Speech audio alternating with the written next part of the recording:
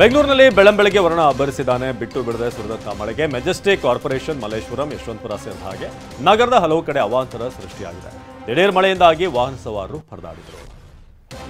ಬೆಂಗಳೂರಿನ K R market ಸುತ್ತಮುತ್ತ ರಸ್ತೆಗಳಲ್ಲಿ ಜಲದಿಗ್ಬಂಧ ಉಂಟಾಗಿದೆ. ಚಿಕ್ಕಪೇಟೆ, ಸುಲ್ತಾನ್ಪೇಟೆ, ಬಳೆಪೇಟೆ, ಕಾಟನ್ಪೇಟೆ ರಸ್ತೆಗಳು ಸಂಪೂರ್ಣವಾಗಿ ಜಲಾವೃತವಾಗಿದ್ದು ಸದ್ಯ ಸುಲ್ತಾನ್ಪೇಟೆ ಮುಖ್ಯ ರಸ್ತೆ ಬಂದ್ ಮಾಡಲಾಗಿದೆ. ಅಂಗಡಿ ಮುಂಗಟ್ಟುಗಳಿಗೆ ಮಳೆ ನೀರು ನುಗ್ಗಿದೆ. ಬೆಂಗಳೂರಿನಲ್ಲಿ ಸುರಿದಂತ ಮಳೆಗೆ ಅವಾಂತರಗಳ ಸೃಷ್ಟಿಯಾಗಿದೆ. ಚಿಕ್ಕಪೇಟೆ ಮೆಟ್ರೋ ಸ್ಟೇಷನ್ ಮುಂಭಾಗ ರಸ್ತೆ ಸಂಪೂರ್ಣ ನೀರಿನಲ್ಲಿ ಮುಳುಗಡೆಯಾಗಿದೆ. ರಸ್ತೆಯಲ್ಲಿ ಸುಮಾರು 2 ಅಡಿಯಷ್ಟು ನೀರು ನಿಂತಿತ್ತು. ಮಳೆ ನೀರು ಸರಾಗವಾಗಿ ಹರಿದು ಹೋಗಿದೆ. ವಾಹನ ಸವಾರರು ಪರದಾಡಿದರು. ಬೆಂಗಳೂರಿನ ಒಕ್ಲಿಪುರಂ ಅಂಡರ್ ಪಾಸ್ಗೆ ಮಳೆ ನೀರು ನುಗ್ಗಿದೆ. ಮಳೆ ತಂದಂತ ಅವಾಂತರಕ್ಕೆ ವಾಹನ ಸವಾರರು ಹೈರಾಣಾಗಿ ಹೋಗಿದ್ದಾರೆ. ರಸ್ತೆಯಲ್ಲಿ 3 ಅಡಿಗೂ ಹೆಚ್ಚು ನೀರು ತುಂಬಿ ವಾಹನಗಳು ಸಂಚಾರ ಮಾಡುವುದಕ್ಕೆ ಆಗದಂತ ವಾತಾವರಣ ಸೃಷ್ಟಿಯಾಗಿತ್ತು. ಇನ್ನು ಗೇಟ್ ಕೊಚ್ಚಿ ಹೋಗಿದ್ದಕ್ಕೆ, ಈಗ ಡ್ಯಾಮ್ನ ಗೇಟ್ ಅನ್ನು ಕೊಚ್ಚಿ ಹೋಗಿದ್ದಕ್ಕೆ ಇಂದು ಕೂಡ ತುಂಗಭದ್ರಾ ಜಲಾಶಯದಿಂದ ನೀರು ಹೊರಬಿಡಲಾಗ್ತಾ ಇದೆ. 1 ಲಕ್ಷಕ್ಕೂ ಅಧಿಕ ಕ್ಯೂಸೆಕ್ ನೀರನ್ನ ನದಿಗೆ ಹರಿಸಲಾಗ್ತಾ ಇದೆ. ನದಿ ಪಾತ್ರದ ಜನರಿಗೆ ಸುರಕ್ಷಿತವಾಗಿರುವುದಕ್ಕೆ ಎಚ್ಚರಿಕೆ ನೀಡಲಾಗಿದೆ. ನಿನ್ನೆಯಿಂದ 13 ಟಿಎಂಸಿ ನೀರು ರಿಲೀಸ್ ಮಾಡಲಾಗಿದೆ. ಚೈನ್ ಲಿಂಕ್ ಕಟ್ ಆಗಿದ್ದಕ್ಕೆ ಡ್ಯಾಮ್ ಖಾಲಿ ಆಗ್ತಿದೆ. ನಾಳೆ ತುಂಗಭದ್ರಾ ಜಲಾಶಯಕ್ಕೆ ಸಿಎಂ ಸಿದ್ದರಾಮಯ್ಯ ಭೇಟಿ ನೀಡಲಿದ್ದಾರೆ. ಜಲಸಂಪನ್ಮೂಲ ಇಲಾಖೆಯ ಹಿರಿಯ ಅಧಿಕಾರಿಗಳ ಜೊತೆ ಸಿಎಂ ಚರ್ಚೆ ಮಾಡಲಿದ್ದಾರೆ. ಇಲಾಖೆಯ ಪ್ರಧಾನ ಕಾರ್ಯದರ್ಶಿ ಗೌರವ್ ಗುಪ್ತಾ ಜೊತೆ ಸಿಎಂ ಮಾಹಿತಿ ಕಲೆ ಹಾಕಿದ್ದಾರೆ. ಯಾವುದೇ ಹಾನಿ ಸಂಭವಿಸದಂತೆ ಮುನ್ನೆಚ್ಚರಿಕೆ ವಹಿಸುವಂತೆ ಸೂಚನೆ ಕೊಟ್ಟಿದ್ದಾರೆ.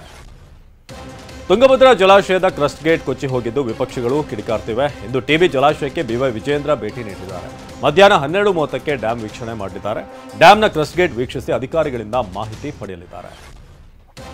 ತುಂಗಭದ್ರಾ ಡ್ಯಾಮ್ ನಿರ್ವಹಣೆಗೆ ಯಾರಿಗೆ ಕೊಟ್ಟಿದ್ದಾರೆ ಅಂತ ಶಾಸಕ ಜನಾರ್ದನ್ ರೆಡ್ಡಿ ಪ್ರಶ್ನೆ ಮಾಡಿದ್ದಾರೆ. ಡಿಸಿಎಂ ಡಿಕೆ ಅಂತಾರೆ, ಅಚಾನಕ್ ಆಗಿ ಕಟ್ ಆಗಿದೆ ಅಂದ್ರೆ ಮಕ್ಕಳು ನಗ್ತಾರೆ. ಇದನ್ನ ಒಪ್ಪುವ ಪ್ರಶ್ನೆಯೇ ಬರಲ್ಲ. ಸರಿಯಾದ ನಿರ್ವಹಣೆ ಮಾಡಿದ್ರೆ ಹೀಗೆ ಆಗ್ತಾ ಇರಲಿಲ್ಲ. ಇದರಲ್ಲಿ ರಾಜ್ಯ ಸರ್ಕಾರದ ನಿರ್ಲಕ್ಷ್ಯ ಎದ್ದು ಕಾಣ್ತಾ ಇದೆ. ಆದರೆ ಡ್ಯಾಮ್ ನಮ್ಮ ಸುಪರ್ದಿಯಲ್ಲಿದೆ, ಕೂಡಲೇ ನಿರ್ವಹಣೆ ಮಾಡೋದಕ್ಕೆ ಎಲ್ಲಾ ಟೆಕ್ನಾಲಜಿ ಬಳಸಿ ಅಂತ ರೆಡ್ಡಿ ಹೇಳಿದರು. ಮುಡಾ ಹಗರಣ ಖಂಡಿಸಿ ಮೈಸೂರು ಚಲೋ ಪಾದಯಾತ್ರೆ ನಡೆಸಿರುವಂತಹ ಬಿಜೆಪಿ ನಾಯಕರು ಸರ್ಕಾರಕ್ಕೆ ಟಕ್ಕರ್ ಕೊಟ್ಟಿದ್ದಾರೆ. ಇನ್ನೊಂದು ಕಡೆ ಬಳ್ಳಾರಿಯಲ್ಲಿನ ಬಿಜೆಪಿನ ರೆಬೆಲ್ ನಾಯಕರಿದ್ದಾರೆ. ಪಾದಯಾತ್ರೆಗೆ ಸಜ್ಜಾಗಿದ್ದಾರೆ. ಸೆಪ್ಟೆಂಬರ್ 17ರಿಂದ ಬಳ್ಳಾರಿಗೆ ಪಾದಯಾತ್ರೆ ನಡೆಸುವ ಸಾಧ್ಯತೆ ದಟ್ಟವಾಗಿದೆ. ಬಿಜೆಪಿ ಜೆಡಿಎಸ್ ಪಾದಯಾತ್ರೆ ಮುಗಿದ ಬೆನ್ನಲ್ಲೇ ಬಂಡಾಯ ನಾಯಕರು ಸಭೆ ನಡೆಸಿದ್ದಾರೆ. ಶಾಸಕರಾದ ರಮೇಶ್ ಜಾರಕಿಹೊಳಿ, ಯತ್ನಾಳ್ ನೇತೃತ್ವದಲ್ಲಿ ಬೆಳಗಾವಿ ಹೊರವಲಯದ ಖಾಸಗಿ ರೆಸಾರ್ಟ್ನಲ್ಲಿ ಮೀಟಿಂಗ್ ನಡೆಸಿದ್ದಾರೆ. ಪ್ರತಾಪ್ ಸಿಂಹ ಕೂಡ ಸಭೆಯಲ್ಲಿ ಭಾಗಿಯಾಗಿದ್ದರು. ಸೆಪ್ಟೆಂಬರ್ 17ರಿಂದ ಬಳ್ಳಾರಿಗೆ ಪಾದಯಾತ್ರೆ ನಡೆಸುವ ಸಾಧ್ಯತೆ ಇದೆ. ಬಿಜೆಪಿಯಲ್ಲಿ ಅಸಮಾಧಾನಿತ ನಾಯಕರು ತಮ್ಮದೇ ರಣತಂತ್ರ ರೂಪಿಸ್ತಾ ಇದ್ದಾರೆ. ಬೆಳಗಾವಿಯಲ್ಲಿ ನಡೆದಂಥ ರೆಬೆಲ್ ನಾಯಕರ ಸಭೆಯಲ್ಲಿ ಬಿಎಸ್ವೈ ಮಾಜಿ ಆಪ್ತ ಸಹಾಯಕ ಎನ್ಆರ್ ಸಂತೋಷ್ ಕೂಡ ಭಾಗಿಯಾಗಿದ್ದು ಕುತೂಹಲಕ್ಕೆ ಕಾರಣವಾಗಿದೆ. ಇನ್ನು ವಿಜೇಂದ್ರ ವಿರುದ್ಧ ಸಿಡಿದೆದ್ದಿರುವಂತಹ ಯತ್ನಾಳ್, ರಮೇಶ್ ಜಾರಕಿಹೊಳಿ, ಪ್ರತಾಪ್ ಸಿಂಹ ಹಾಗೇನೆ ಅಣ್ಣಾ ಸಾಹೇಬ್ ಜೊಲ್ಲೆ, ಕುಮಾರ್ ಬಂಗಾರಪ್ಪ ಭಾಗಿಯಾಗಿ ಚರ್ಚೆ ಮಾಡಿದರು.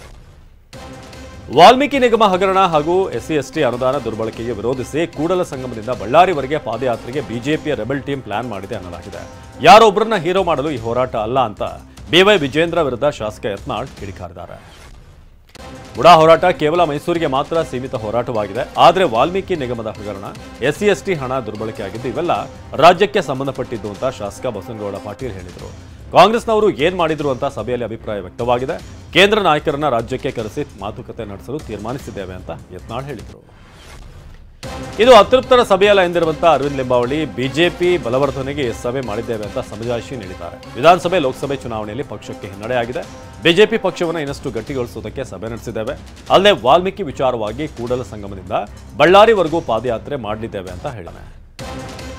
ಕೇರಳದ ವಯನಾಡಿನಲ್ಲಿ ಸಂಭವಿಸಿದ ಗುಡ್ಡ ದುರಂತದಲ್ಲಿ ಈವರೆಗೆ 400ಕ್ಕೂ ಹೆಚ್ಚು ಜನ ಮೃತಪಟ್ಟಿದ್ದಾರೆ. ಇಡೀ ಪ್ರದೇಶ ಸ್ಮಶಾನವಾಗಿ ಬದಲಾಗಿದೆ. ವಯನಾಡಿನ ಭೂಕುಸಿತ ಪೀಡಿತ ಪ್ರದೇಶದಲ್ಲಿ ರಕ್ಷಣಾ ಸಿಬ್ಬಂದಿ 3 ಮೃತದೇಹದ ಭಾಗಗಳನ್ನು ಹೊರತೆಟ್ಟಿದ್ದಾರೆ. ಭೀಕರ ಗುಡ್ಡ ದುರಂತದಲ್ಲಿ ಇನ್ನೂ 130 ಜನ ನಾಪತ್ತೆಯಾಗಿದ್ದಾರೆ ಅಂತ ಕೇರಳ ಸಚಿವ ಮೊಹಮ್ಮದ್ ರಿಯಾಸ್ ಹೇಳಿದ್ದಾರೆ. ರಾಜಸ್ಥಾನದಲ್ಲಿ ಮಳೆಗೆ ಅಲ್ಲೋಲ ಕಲ್ಲೋಲವೇ ಸೃಷ್ಟಿಯಾಗಿದೆ. ಕನೋಟ ಅಣೆಕಟ್ಟಿನ ಅಪಾರ ನೀರು ರಿಲೀಸ್ ಆಗಿದ್ದು 5 ಕೊಚ್ಚಿ ಹೋಗಿದ್ದಾರೆ. ಇನ್ನು ಮಳೆ ಹೊಡೆತಕ್ಕೆ ನಿನ್ನೆ ಒಂದೇ ದಿನ 14 ಜನ ಮೃತಪಟ್ಟಿದ್ದಾರೆ. ವರುಣನ ಪ್ರಹಾರಕ್ಕೆ ರಸ್ತೆಗಳು ಮುಚ್ಚಿ ಹೋಗಿದ್ದು ಜನರು ಕಂಗಾಲಾಗಿದ್ದಾರೆ. ಹಿಮಾಚಲ ಪ್ರದೇಶದಲ್ಲೂ ಮಳೆಯಿಂದಾಗಿ ಸಂಕಷ್ಟಗಳ ಪ್ರವಾಹವೇ ಹರಿದು ಬಂದಿದೆ. ಉನಾ ಪ್ರದೇಶದ ಥಲಿವಾಲ್ ಹಾಗೂ ಮಹಿಲ್ಪುರ್ ರಸ್ತೆಯಲ್ಲಿ ಪ್ರವಾಹದಲ್ಲಿ ಕಾರು ಕೊಚ್ಚಿ ಹೋಗಿ ಹಲವರು ಸಾವನ್ನಪ್ಪಿದ್ದಾರೆ. ಕಾರಿನಲ್ಲಿ ಒಂದೇ ಕುಟುಂಬದ 11ರಿಂದ 12 ಜನ ಪ್ರಯಾಣ ಮಾಡ್ತಾ ಇದ್ರು. 8 ಶವಗಳನ್ನು ಹೊರತೆಗೆಯಲಾಗಿದ್ದು 2 ನಾಪತ್ತೆಯಾಗಿದ್ದಾರೆ.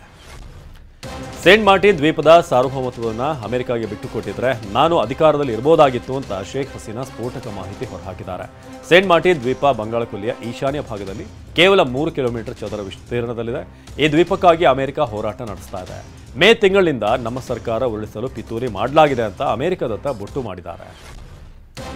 ಒಲಿಂಪಿಕ್ ಫೈನಲ್ನಿಂದ ಅನರ್ಹಗೊಂಡಿದ್ದ ಭಾರತದ ಕುಸ್ತಿಪಟು ವಿನೇಶ್ ಫೋಗಟ್ಗೆ ಬೆಳ್ಳಿ ಪದಕ ಸಿಗುತ್ತೋ ಸಿಗಲ್ವೋ ಅನ್ನೋ ತೀರ್ಮಾನ ಇನ್ನೂ ಮುಂದೂಡಲಾಗಿದೆ. ಅಂತಿಮ ತೀರ್ಮಾನ ಪ್ರಕರಣ ಸಂಬಂಧ ಶನಿವಾರ ಬೆಳಗ್ಗೆ ಅಂತಾರಾಷ್ಟ್ರೀಯ ಕ್ರೀಡಾ ಮಧ್ಯಸ್ಥಿಕೆ ನ್ಯಾಯಾಲಯದಲ್ಲಿ ಸುದೀರ್ಘ ವಿಚಾರಣೆ ನಡೆಯಿತು.